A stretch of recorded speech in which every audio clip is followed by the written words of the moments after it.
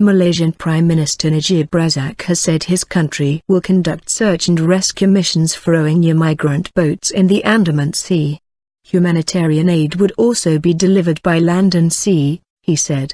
His announcement comes after weeks of authorities rejecting migrant boats and towing them out of Malaysian waters. Malaysia and Indonesia's foreign ministers are in Myanmar for talks on the migrant crisis. About 7,000 people are believed to be stranded at sea. The migrants are comprised of Rohingya Muslims fleeing persecution in Myanmar, as well as Bangladeshis, who are thought to be economic migrants. Malaysia and Indonesia have said they will temporarily shelter those that land on their territory, but need the international community's help with resettling them.